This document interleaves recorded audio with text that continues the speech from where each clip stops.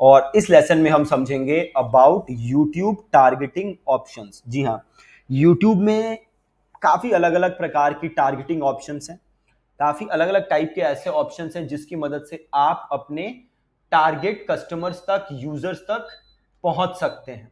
तो आज के लेसन में वही सारे ऑप्शंस हम देखेंगे कि वो कौन कौन से ऑप्शंस हैं। ठीक है, तो चलिए स्टार्ट करते हैं। ओके, देखिए यहाँ अलग अलग टाइप के ऑप्शंस आपको नजर आएंगे यूट्यूब एड्स में, जो कि टारगेटिंग के ऑप्शंस है हमारे पास। ठीक है, सो सबसे पहले चीजें स्टार्ट होती हैं विद डेमोग्राफिक्स। ठीक है, डेमोग्राफिक्स, डेमोग्राफिक्स में क्या है?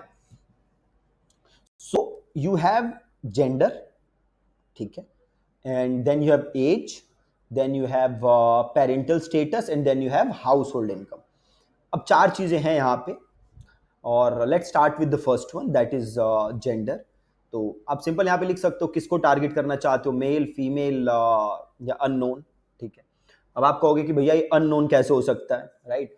तो जैसे कुछ लोग अपना बिना लॉगिन किए यूट्यूब देख रहे हैं, या फिर से किसी ने जीमेल आईडी बनाई है बट वहाँ पे अपना जेंडर, वहाँ पे एक ऑप्शन होता है नॉट टू से करके, कुछ ऐसे किया हुआ है, तो YouTube will not be able to figure out their gender, right? So that's why there is an option called unknown. ठीक है, देन यू हैव एज। ठीक है, कि भाई जिसे टारगेट करना चाहते हो उसकी क्या एज है, 18-24 है, देन 25-34 है, देन इट्स 35-44, देन 45-54, और 55-64, और 65 प्लस। ठीक है, so you have different age brackets, और जिससे भी आप टारगेट करना चाहते हो आप उसे सेलेक्ट करके उसको टारगेट कर सकते हो, एज। ठीक है, देन एज के बाद है आपके पास पेरेंटल स्टेटस, कि आप जिसे टारगेट करना चाहते हो क्या पेरेंट है या नॉट अ पेरेंट, अननोन। ये डेटा देखो पूरा गलत है। ठीक है, तो इस डेटा पे मत जाना आप कि पेरेंट है कि नहीं है, ये डेटा एकदम सही नहीं है फेसबुक यूट्यूब के पास। देन है house hold income. Again house hold income वाला जो डेटा है ये भी कुछ ही कंट्रीज में अवेलेबल है, अगेन इंडिया में अवेलेबल नहीं है हाउस होल्ड इनकम का डेटा। तो आपके लिए दो चीजें ही काम की हैं, एक है जेंडर, एक है एज। ठीक है, बाकी दोनों चीजें जो हैं वो of no use to you. तो आपका डेमोग्राफिक्स हो गया। ठीक है, अगेन यहाँ से आप चूज कर सकते हो कि क्या आपका जो भी टारगेट मार्केट है, मान लो आपका प्रोडक्ट ऐसा है कि उसे बस विमेन लेंगी। ठीक है, देन आप यहाँ पे फीमेल रखोगे और बाकी अनचेक कर दो, जस्ट की फीमेल, या सब ले सकते हैं तो आप सब कुछ चेक कर दो। ठीक है, सिमिलरली एज आप वैसे ही ले सकते हो।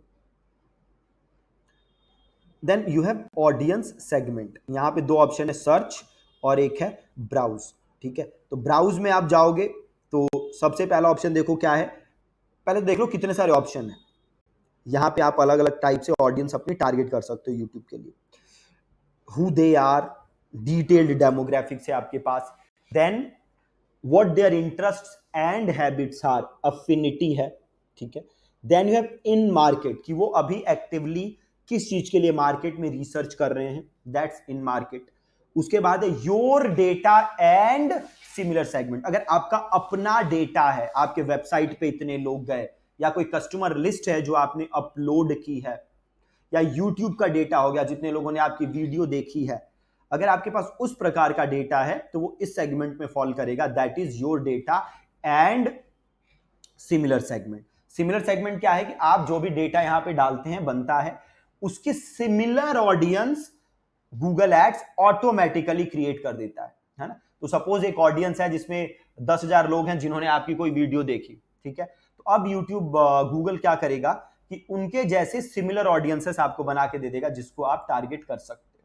ठीक है, जैसे फेसबुक में होता है ना look alike audience, this is kind of similar to the look alike audience, लेकिन जो फेसबुक की लुक अलाइक ऑडियंस है वो इफेक्टिव ज्यादा है compare to this similar segment.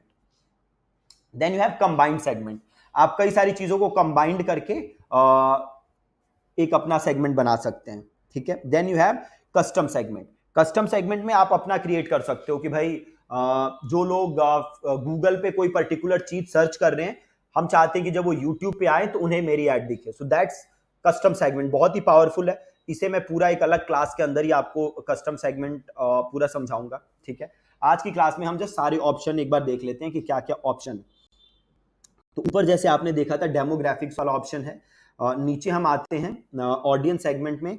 Browse के अंदर पहला ऑप्शन आपको मिलता है हु दे आर। ठीक है, तो जब आप हु दे आर के अंदर जाओगे तो अगेन आपको बड़े सारे ऑप्शन यहाँ पे मिलते हैं। अगर मैं हु दे आर, ये रहा मेरा, यहाँ पे मैं आता हूँ तो देखो बड़े सारे ऑप्शन है।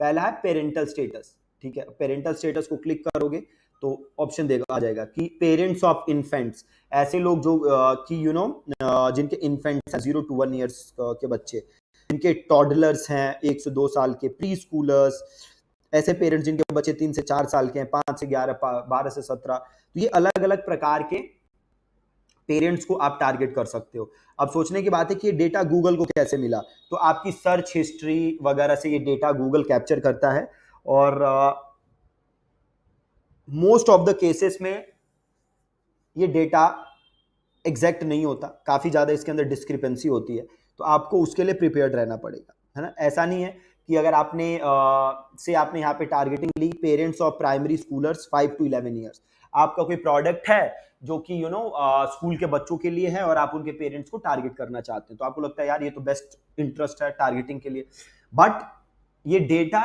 100% प्रिसाइज नहीं है, काफ़ी ज़्यादा ऊपर नीचे ये डेटा रहता है। तो हम जितने टारगेटिंग ऑप्शन सीखेंगे आप सबको एक बार टेस्ट करके देखिए कि ये ज्यादा ऑप्शन अच्छा काम करता है कि दूसरा ऑप्शन अच्छा काम करता है। अगर ये काम अच्छा करता है तो you can continue with this, अगर ये अच्छा काम नहीं करता है तो आप बाकी वाले टारगेटिंग ऑप्शंस को यूज करिए। ठीक है, तो आप यहाँ से पेरेंट्स वाला ले सकते हैं। देन पेरेंट्स से जब आप आगे बढ़ेंगे तो आपका आता है मैरिटल स्टेटस। ठीक है, तो सिंगल, अगर आप ऐसे लोगों को टारगेट करना चाहते हैं जो कि सिंगल है तो आप यहाँ से सिंगल सेलेक्ट कर लेंगे, या जो कि रिलेशनशिप में है उनको ले सकते हैं, या जो मैरिड हैं आप उनको भी टारगेट कर सकते हैं। ठीक है, आप यहाँ से उनको भी ले सकते हैं। तो पेरेंटल स्टेटस को वो करते हैं, मैरिटल स्टेटस को भी करते हैं। एजुकेशन, तो एजुकेशन में भी देखिए बड़ी सारी चीज़ें हैं। करंटली जो कि यूनिवर्सिटी स्टूडेंट्स हैं आप उनको भी टारगेट कर सकते हैं। ठीक है, then high level of educational achievement attainment, कि हाईएस्ट लेवल ऑफ एजुकेशन क्या है, ऐसे लोग जो सेकेंडरी स्कूल छोड़ चुके हैं, जिनके पास बैचलर्स डिग्री है, ऐसे लोग जिनके पास एडवांस डिग्री है, तो ऐसे लोग आप रीच आउट करना चाहते हैं उन तक, आप यहाँ से कर सकते हैं। अगेन मैं एक चीज दोबारा रिपीट कर दूं, पहले भी मैंने बोला था आपको कि this data is not 100% accurate. ठीक है, तो you have to take this data with pinch of salt, but हाँ टेस्टिंग जरूर करनी है। ठीक है, बाकी ऑडियंसेस और इसको हम टेस्ट जरूर करेंगे देखने के लिए कि ये कैसा काम करता है। ठीक है, सो ये हमारा एजुकेशन में हो गया। ऐसे ही आपके पास है होम ओनरशिप। ठीक है, तो होम ओनरशिप में भी आपके पास दो ऑप्शन है, ऐसे लोग जो कि होम ओनर हैं और दूसरे जो कि रेंटर है। अगेन कहां से डेटा मिला, है ना, गूगल को सपना तो आएगा नहीं, है ना, तो ये डेटा गूगल को मिला अगेन आपकी सर्च हिस्ट्री से और बाकी सारी चीजों से डेटा गूगल को मिला है। ठीक है, तो ये आपका हो गया होम ओनरशिप स्टेटस, आप यहां से ले सकते हैं। और देन लास्ट में है आपका एम्प्लॉयमेंट, है ना, कि कोई कहाँ जॉब करते हैं लोग, किस प्रकार की जगह, तो ऐसे लोग जो कि स्मॉल एम्प्लॉयर हैं, एक से इतने कंपनीज में काम करते हैं, और लार्ज एम्प्लॉयर पे काम करते हैं, वेरी लार्ज एम्प्लॉयर, है ना, ऐसे डेटा आप यहाँ से ले सकते हैं। इंडस्ट्री, किस इंडस्ट्री में काम करते हैं वो डेटा आप यहाँ से ले सकते हैं और उनको टारगेट कर सकते हैं। ठीक है, तो ये तो था आपका हु दे आर। ठीक है, हु दे आर वाले सेगमेंट में ये सब लोग हैं। Then you have affinity. Affinity का मतलब होता है इंटरेस्ट, लॉन्ग टर्म इंटरेस्ट, कि इन लोगों का इस चीज में इंटरेस्ट है, जैसे बैंकिंग एंड फाइनेंस, है ना, तो ऐसे लोग जो कि एविड इन्वेस्टर हैं मैं उनको टारगेट कर सकता हूं। ऐसे लोग जो कि ऑनलाइन बैंक्स वगैरह में सर्विसेज यूज करते हैं अपने बैंकिंग नीड्स के लिए, तो उनको भी मैं टारगेट कर सकता हूं।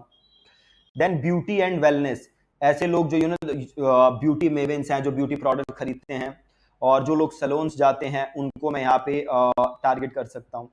ठीक है, देन अलग अलग देखिए आप यहाँ पे कैटेगरी बनाई हुई है, जैसे शॉपर्स की एक कैटेगरी है, तो शॉपर्स के अंदर जाएंगे तो आपको दिख जाएगा बार्गेन्स, जो लोग ढूंढते हैं, जो लग्जरी शॉपिंग करते हैं, वो एक कैटेगरी आपको दे रहा है।